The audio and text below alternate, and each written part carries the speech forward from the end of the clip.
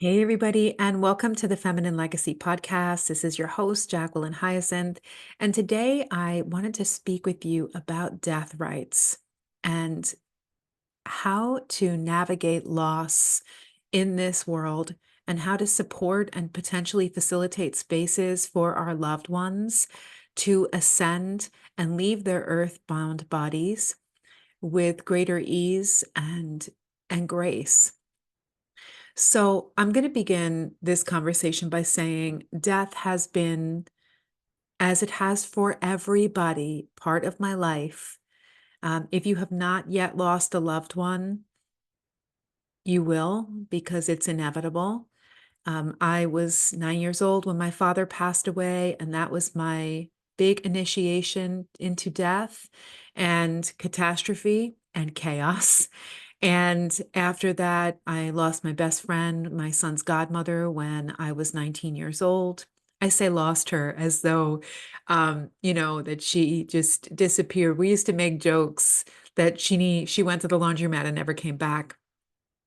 And then after that, in my community growing up, I mean, out of 30 something deep, about 16 of our beloveds were either murdered or drug overdosed. I mean, welcome to Generation X. But so death has been a very profound part of my life, and it has, in many ways, been a great teacher. And it brings me to the space where I can share and talk about some of the intimacies of loss and grief and the scars and wounds that we potentially walk with all of the days of our lives. So thanks for tuning in. So today I'm always, when you're speaking with me, we're going to be speaking about the spiritual perspective of things. And it's important that we just open and listen deeply and see what we need to learn, what is true, how can we be better at tending, how can we open ourselves up to allow the deeper understanding that death is a natural process. It is not something that happens and how did this ever happen? It is a destiny that is informed by life, and it is for all of us. And it leaves the ones that are living in the utmost chaos with an incredible opportunity to love deeper, to learn about grief, to learn about feelings, to learn about becoming and embodying and embracing um, and transforming into other forms and versions of ourselves. I mean, the destabilization that happens at the face of death is one of the most profound experiences that any of us will ever share in our humanity. So let's begin with that. So if you've lost someone and you're listening to this and you're grieving and you're in pain, I am with you and I hear you and I feel you and I honor your grief. And let us also understand that when their life has come to a completion on earth, they need a pathway to transition on. There's many facets to this as far as what was the consciousness of the soul when they left their body? Was there spiritual support, truly? Was there high divine support to uplift that soul and support them in transitioning so that they could get to where they're going? Or are they still swimming around their bodies, connected and attached to the families, and have not actually left the five elements? So there's a lot of nuance here, and today I'm just going to cover a little bit. And if you need to go deeper and you want to understand something, then you can let me know, and I'm actually going to be preparing a class soon, so you can get in on that. But first, let's just start with when somebody passes, immediately we are struck. It's like being struck with lightning when we love somebody. And we have a very adept process that starts to happen inside of us, right? There's some form of a denial. They talk about the 7 stages of grief. I'm not going to get into that. I'm just going to keep it deep spirit. But whatever your process is, thunder and lightning has come and struck your home. And now you need to be able to perceive it with faculties intact. And so if you're somebody who is primed in advance and you're hearing this conversation, it doesn't mean you'll be able to do that, but it means you might have like a deeper understanding of like, there's a bigger process going on that I need to tend to. I need to pull my resources to attend to something first. Now, that may or may not be you in your family unit, right? There might be the mothers, the grandmothers, the fathers. Some people will just go through their own process, and there must be somebody who opens and holds the role of, I'm a part of this something bigger, and I'm here to help, and I know that there's a job to do. This is a spirit that needs to be tended now, and I don't know how to do it. This lady Jackie tells me there's something I got to do, and so just hear this. It's first important to center, first ground. Something's happened. You've been struck, right? Oof. Ground yourself down, nurture, take care of yourself, get steady. And then 2, someone needs to tend. So the first thing you want to do is obviously go into prayer and make a prayer that this soul be uplifted in every way and ascend to the highest connection with source light, that they are transformed and brought to source. It's not your business to figure out how that's going to happen. You are first making the call. In doing so, you understand that you are not the center of this story. The one who is past is sitting at the center. That is the person, that is the soul that needs the pathway paved for them to do what they've come to do. And it is relational to you. It is relational to your field and to your family, but it is about them. And it's not a like, oh, their life was so cut off, and everything is mute at that point. We want them safely elevated out of their body, which takes some time. They're not pronounced dead and then all of a sudden they disappeared into heaven. That's a fallacy and an illusion from religious infrastructure. The same way it took time for you to come and incarnate into your body and unfold into your chakra system and into your physical vessel is the same way that it's going to take time for that body for that soul to unmesh itself from all the chakras and to move itself out of the nadis, the meridians, and come out. And where they leave the body, and depending upon how they passed, will determine potentially where they go next and how they go. And you and me, this podcast is not about figuring that out. But what it is to show you that the body is like the membrane that is holding, it's the vessel that's holding the spirit. And so it takes time. It's not a poof. Depending upon what traditions you follow or that you're connected to, it can take upwards up to 9 days. It could take up to 14 days.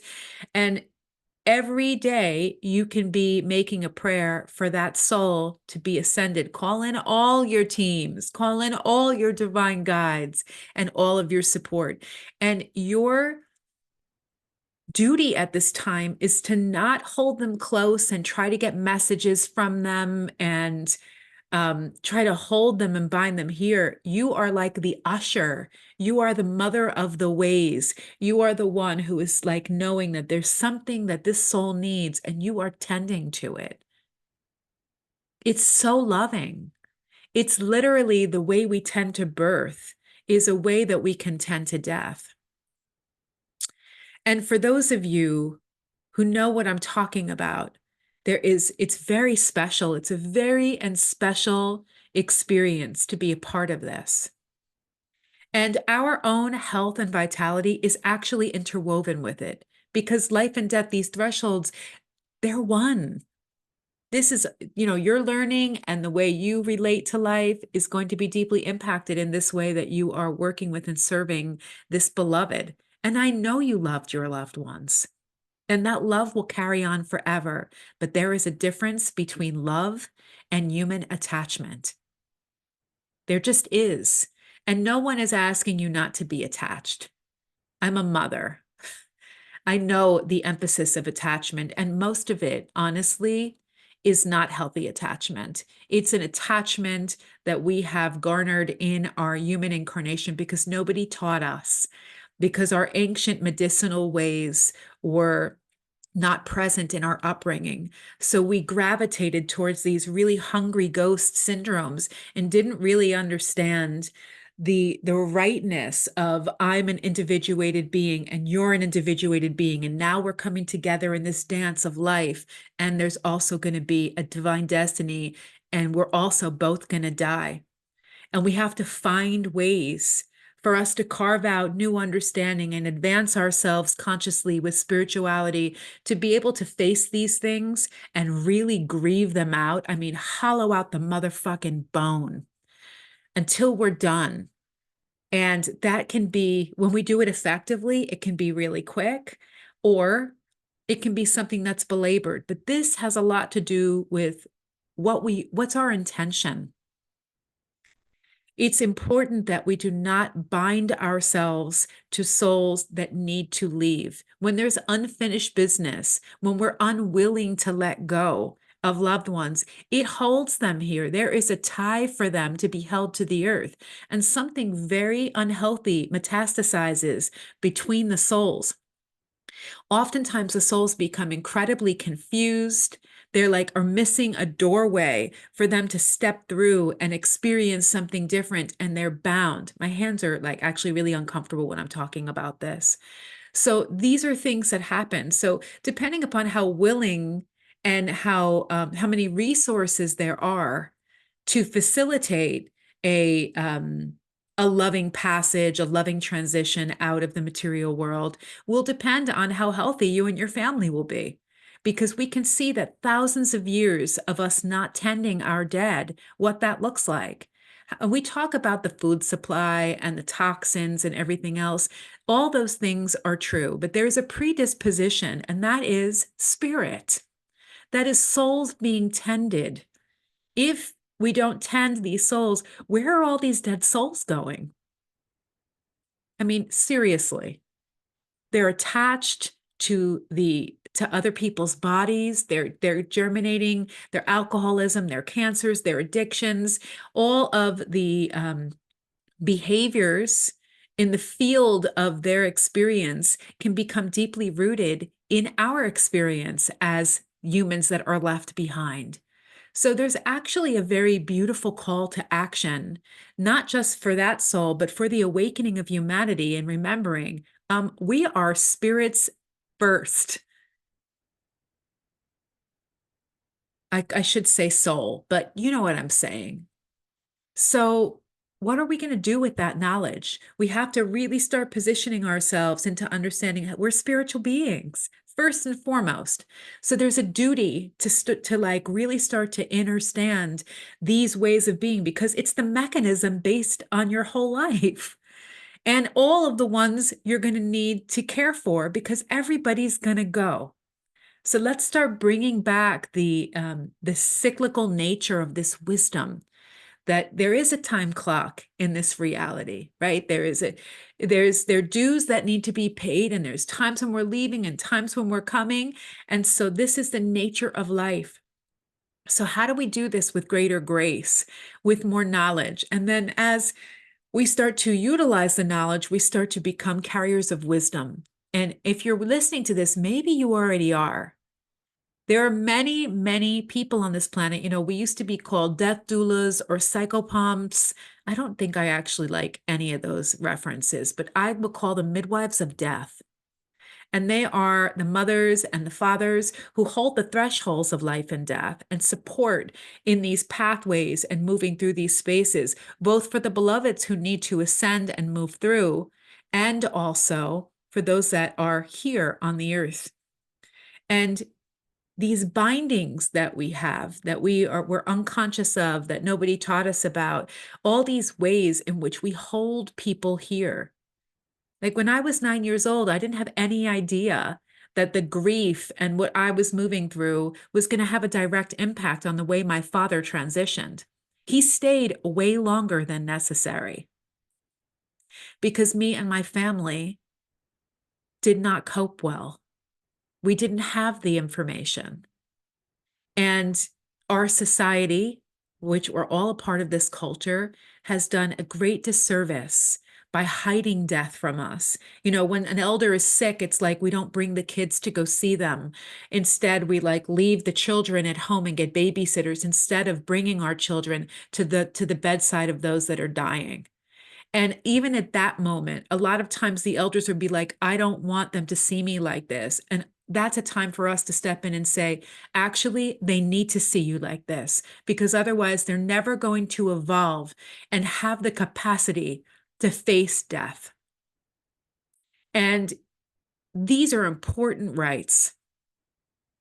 How mature we are, how capable we are, has everything to do with what we're actually exposed to. And how do we start bringing that exposure in a way that's most honoring of us? First, we need to learn these simple things. We need to come back and remember that there are particular pathways. So today, I'm just going to speak a little bit about a few topics. And then it's an endless topic. So I'll create more opportunities for us to talk about this. But the first thing is you know that there's a process that the soul needs to undergo to leave the body. So normally in this culture, generally there's a religious rite. So I just actually went to another funeral this past week. I was raised Catholic, and I want to see how much I need to share here. I just want to give credit first to all the shamans and all of the medicine peoples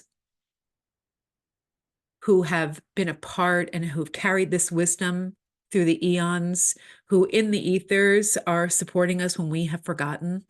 And it is time now for the rising of these medicine people to be in every community, because the way in which we are doing life and death is not working for humanity. And so we need to really reignite and reinitiate ancient ways in the modern world so that we can thrive in this modern world. Because if you're surrounded by unconscious dead people that don't even know they're dead, whether it's they've gotten into car accidents or they died from a disease, or, you know, something has happened that their consciousness is not intact, that they are not elevated. Some of them don't even know they're dead. Souls are walking around completely disoriented. And when that's happening, this becomes a problem for the living. So this is something that is like really imperative in our culture. And I know it's kind of hard to navigate all that when you're like, I'm grieving though. How am I going to do that? So I hope you're listening to this either when you are grieving or when you have the bandwidth to be able to hear what I'm saying and understand that this is really important, really important. And are you that person in your family? And understandably, the relationship that you formed with your beloved is an identity that you have grown with your however long you've been in relationship to them. So that can be a very strong root, particularly if it's a partner, particularly if it's a parent or a child. And so we have this idea in all of our relationships, right? Even when our relationships with our children, when they grow into teenagehood and they start to shift and change, and all of a sudden they're not relating to us in the same way, parents are crushed. Why? Because that developed ego structure became so rooted and strong in this particular relationship that it almost doesn't know how to function in any other way. So it consistently is in suffering. But there is a bigger version of us that is ready to be born and come through and come out to expand our relational field in relationship to ourselves and the way in which we are operating, and also to others, so to make room for those souls to grow.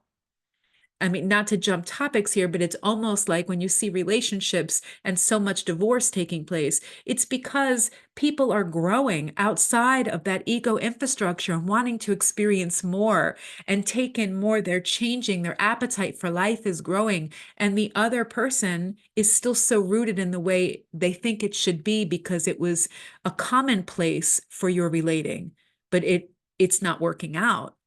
We all have to grow. So you either are in relationships that hold the test of time and can actually are here for that growth even though we're in the mystery and don't know, are we going to be a part of each other's lives anymore? Are we still going to want each other? Are we still going to love each other? And so death offers this enormous opportunity for us to be able to look at this and grieve deeply, because all we've known is this way and this thing. And now that person is not going to be here relating to us in the same way. And it hurts. I am 48 years old and my father died when I was 9 years old. And I can still, I still feel the pain in my heart when I'm talking to you. And I've done tons of work around it. So, I mean, it just, some things are what they are and they move over time. But we become more and more agile and become more aware to do the things we need to do. Like, this is part of life. And so we need to make space for that and get on with it. So here goes. Death rites are important. And most cultures know things about spirits that most of our living culture does not. For example, when you believe that now your beloved is going over to heaven, like these stories that have co-opted our understanding and our relationship with deep spirit, which is basically heaven is a state of consciousness, and you can have that while you're in the body, and you don't need to prove. There's this like big thing for my parents' generation, maybe yours if you are aware of it, this like that's showing how much you grieve or showing how hard things are is going to be of benefit to anybody. And like having an authentic experience with death is what's most important. Like some people who do death well can have an experience where their loved one leaves the planet and it changes them, but they understand so deeply that they're able to move forward with life and keep living. And there's not an elongated grief process. For some people, there will be. So I'm not telling you what to do. I'm just saying those that are more prepared and are culturally, spiritually sound and aware may or may not have an easier time of understanding the greater mechanisms of life and death at a soul level. So it makes things a little bit easier. You understand that souls are immortal and that soul is carrying on in the same way that you will. And we do need to, and I was a part of this for a long time, we do need to let go, meaning like even now, like the spirits are going to the ancestors. First of all, not everybody makes it to the ancestors. Let's just be clear about that. To the well and wise ancestors, that is, because so many are stuck in this bardo phase and they don't even move on because nobody's here administering death rites.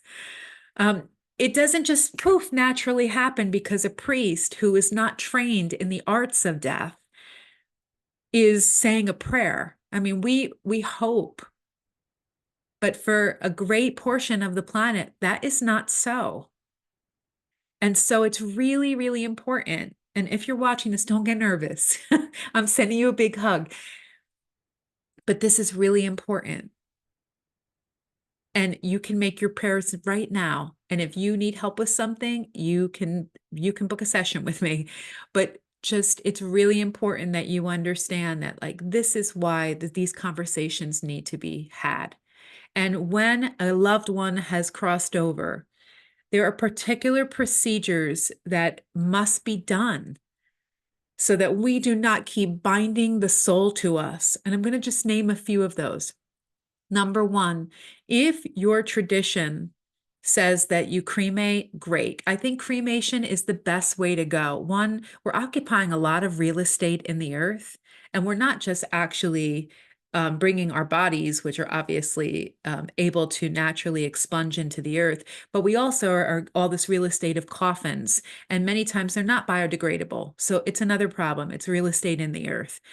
And that soul is going to be more connected to the body than it would its ashes. So the fire, the cremation process is very powerful, right? It's using the element of fire and transforming all the bones, all the blood into ash.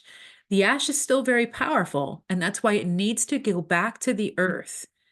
There are spirits looking to inhabit bodies all over the planet, not just in India, here too. And when people are unwell, spirits want to just drop into people's bodies, or they hover around ashes. They hover around places that are vulnerable where they can extract life. Because if they're not in a body, they want to be.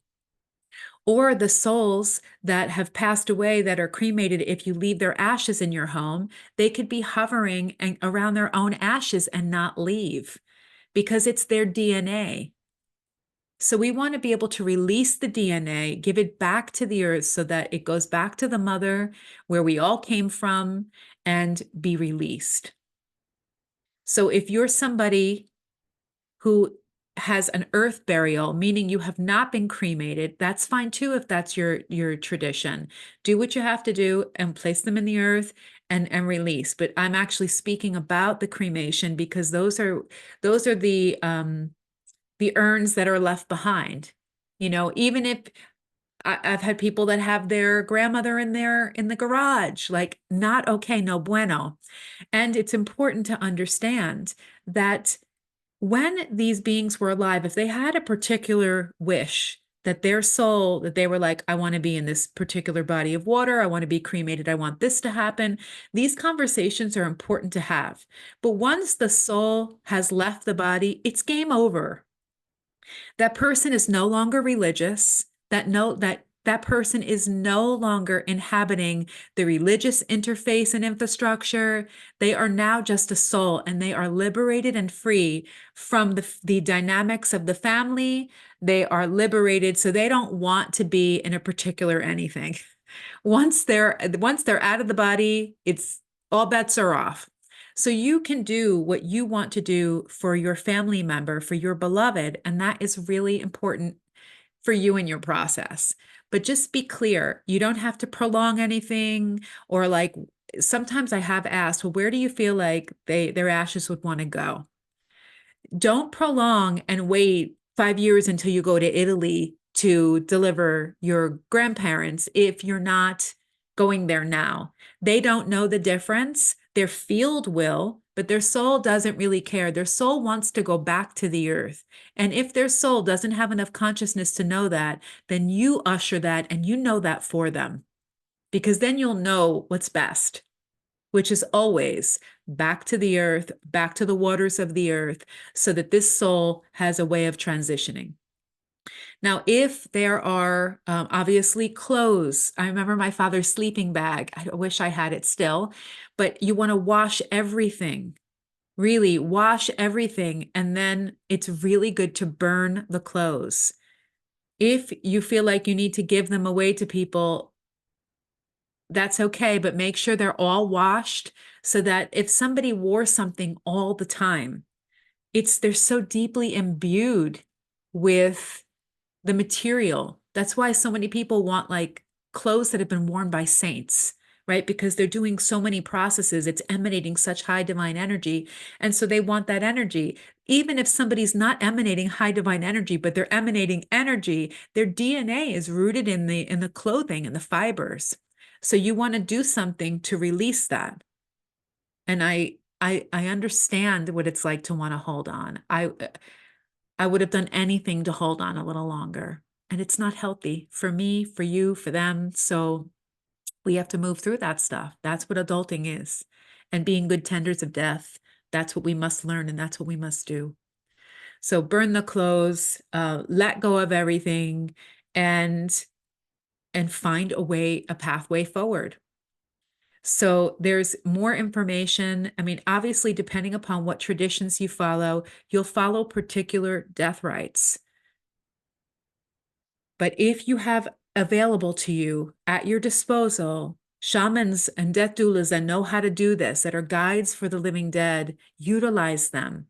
And if you feel so called, become one yourself. I'm going to close this out now. Oh, I'm going to say one more thing, but this is going to be a preamp for another video. You are not a memorial. When a loved one has crossed over, please, you can do what you want, but I'm just telling you from a spiritual perspective, and tell your men, if you're watching this and you have a partner, Let's stop marking our bodies and putting the names of our beloveds like we become a living tombstone or a memorial for those that have passed. This is not healthy behavior. This, I believe, is very rooted in martyrdom and connection to church. And it's very deep psychological programming that tells us that we need to remember them and hold them to the body. This is a problem. This is a binding. Those souls, your soul and the soul that is trying to transition, are now have a portal.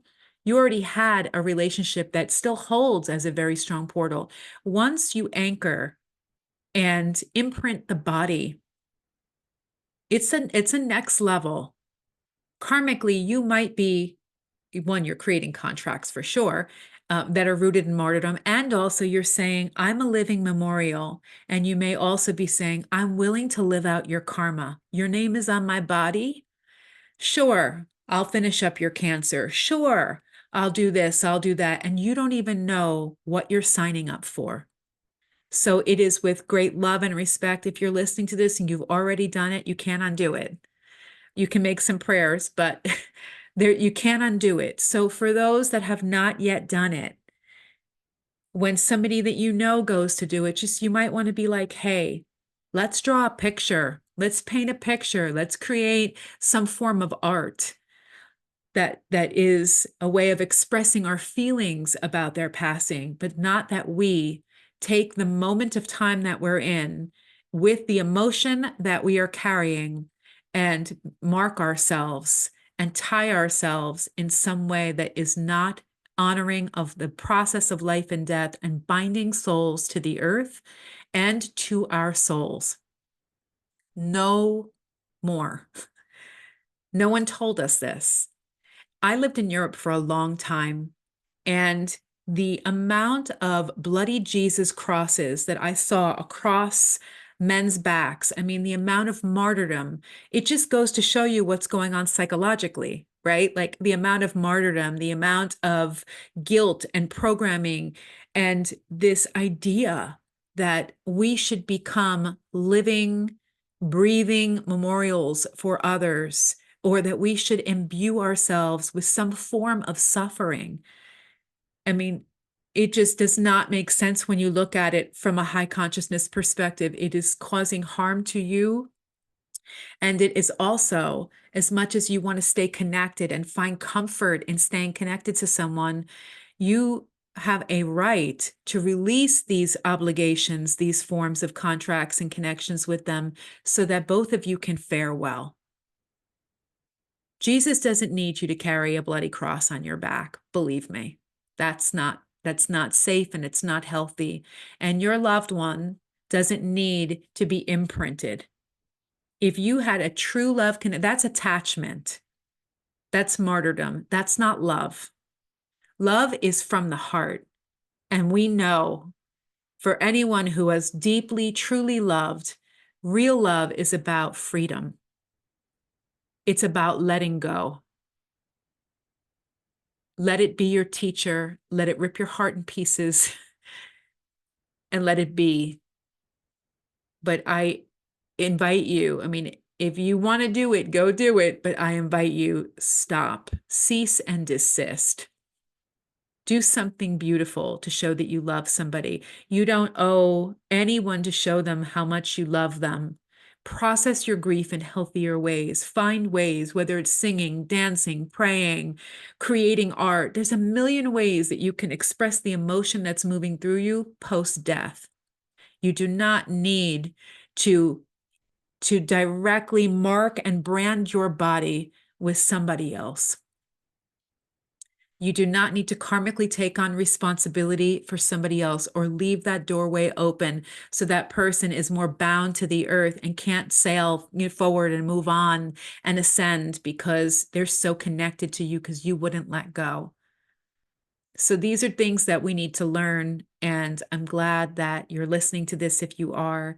And I'm going to close out now. I will be making more videos about this and talking about this more, sending all my love to you and your loved ones. May we learn how to move through death with grace and learn how to grieve and release attachments and heal. and use this to expand our capacity, because look at the earth. Look at how many people are on it. Look at the genocide that's happening on this planet. We're going to have to learn how to truly, truly grieve and let go, and how to create healthy pathways forward. Thanks so much for tuning in. Ciao for now.